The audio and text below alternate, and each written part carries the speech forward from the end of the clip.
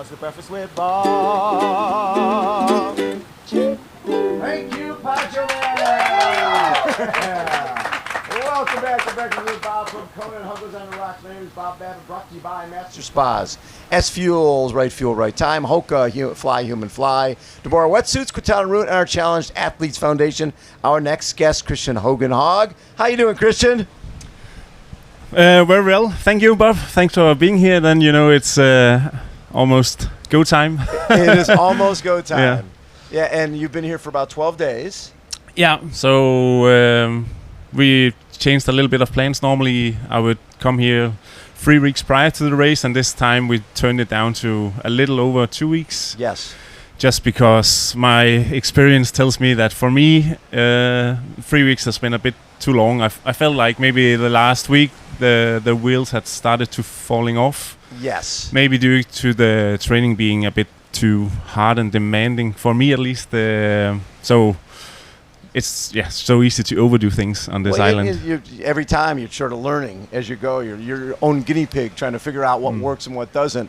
And as a bigger guy, you lose a lot of fluids when you're training hard in this heat. I could see it where 2 weeks or 12 days might be just the right amount of time.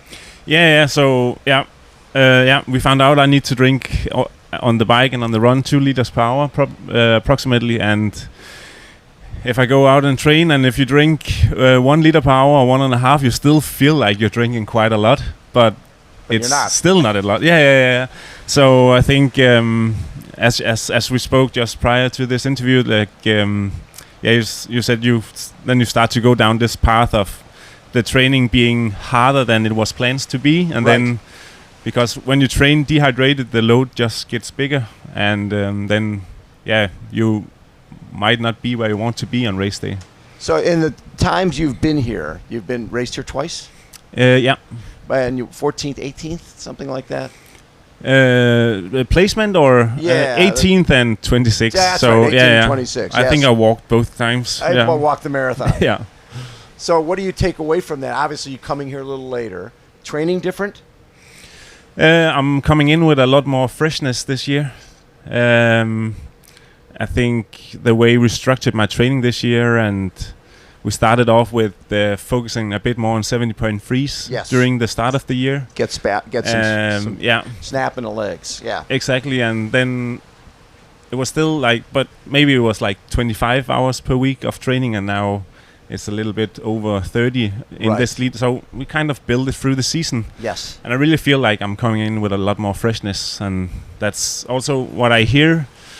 It's good to have, especially in the heat, and what I experienced the last couple of years, that you need to come in with a lot of freshness for this race. You really do. Yeah. So one of the races that stuck out to me this year was Frankfurt.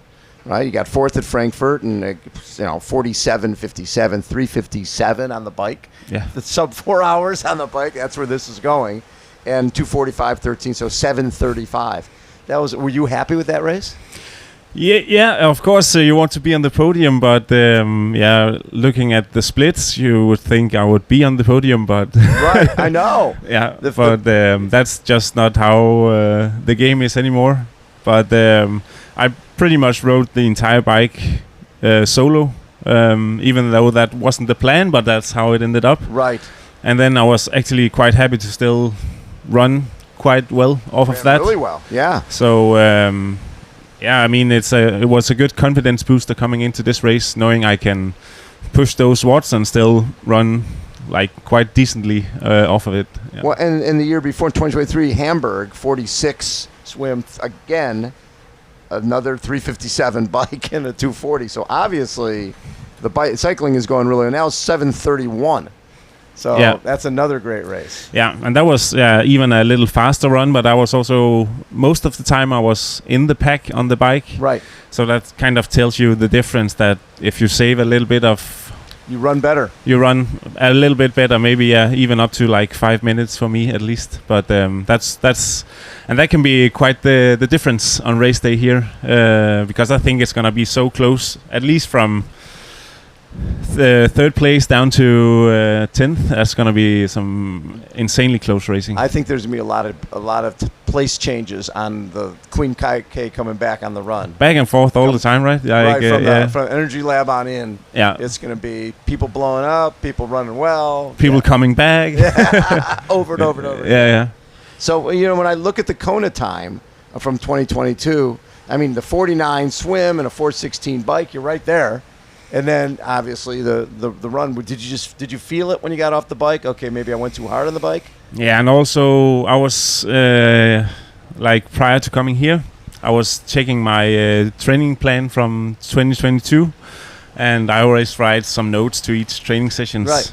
And I think in the 3 weeks I had one session where I felt good, and the others was like, just one long ramble of how bad I felt and how bad I felt for myself.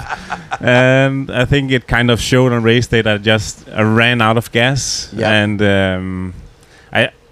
I think no matter how easy I would have went that day, I would have walked the marathon anyway. And so I really hope it goes different. So when you growing up, did you get in the triathlon early, or did that come later? Quite late. Never been into any sort of elite sports. I always felt a fascination for I always dreamt of doing something as a professional, but never got really good at anything. So you tried soccer, you tried all the different sports, and nothing was, and then I ended up playing a lot of video games, and then after World of Warcraft. Yeah, World of Warcraft, insanely good game, but and you were good at it. Yeah, quite good. Not something you can make a living of, but played it quite a lot, and something I can't start playing it again because it would take too much time. Too addicting. Too right? addicting. You can't stop. So I'll stick to triathlon. But and then you had a college teacher who was an Ironman. Yeah. And you liked him, and so that's how you sort of got connected to the sport. Yeah.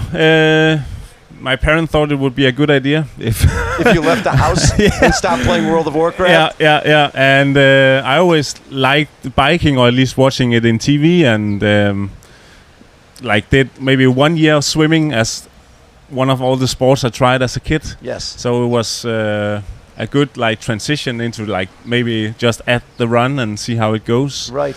And then one thing took the other, and as you said, he was so fascinating teacher, and he's actually here on the island this year. And did he come to watch you race? No, not me, but he's here training other guy, and it was it's just so fun to see him again. So you sort of got out of the sport until you got out of college. Yeah, and then 2010. And I love your hero, Bjarne Riis and Wilson Kipketer. Yeah. I mean, those are about as two different athletes as you can imagine. What was the fascination? I don't know, maybe just Bjarne Riis riding in the yellow jersey. I have only been 4 or 5 years, but I was just riding on my bike in a yellow jersey up and down the road. And I don't know why I was so fascinated about it, but it was something deep in me. Yes. And maybe, Wilson, it was just him running fast, I guess. He was a beautiful runner. Yeah. He looked amazing. But I think it's something deep in me. I also watched a lot of animes, something called Dragon Ball, where they train quite a lot and eat quite a lot. And that's just their lifestyle in the cartoon. And so maybe in a way, I also think that's why triathlon talks to me. It's you most of the time get rewarded for the work you put in. You do get rewarded. And you need to put a lot of work in. So what do you look at as the race that sort of told you could be good at this? Okay, I could be a top pro. Probably my first win in 19. At Hamburg? Yeah, in Hamburg in 19. I actually, to be honest, never thought this is something I would do as a pro. It was just, I raced a lot of years as an age grouper just for the fun of it. Yes. And then I raced here in 16 as an age grouper and came second in my age group. So it was just the natural step because, right. Okay, now you're in the top of your ranks in your age group. So this is a natural step. And then I thought, yeah, I'll try and race a little bit as a pro while I was still studying, and then I don't know, I just ended up winning that race, and then the team I'm racing for now contacted me after that season, and yeah, of course then Corona came and everything, but I think that's when I thought, okay, maybe this is something I should try and pursue. What's interesting is for a lot of folks during COVID, without having to travel, without having to recover, people just would train, right? They're at home and they're putting these big blocks of training together. And we see a lot of people came out of COVID stronger than they were before because they didn't go to races, they didn't come home and taper and all the rest of it. It was just like training block after training block after training block. Is that what you were doing during that time? Yeah, and we was also experimenting a little bit because there was really no races. Right. So we thought it's not something I would recommend, and it's definitely not something we do now. But we were like, okay, let's try and do a little bit of like fasted training. Yes. And yeah, of course, it just started out with 2 hours, no breakfast, and then riding just on water. Just on water. Yeah, and then we kind of thought, okay, might be fun to build it a little bit.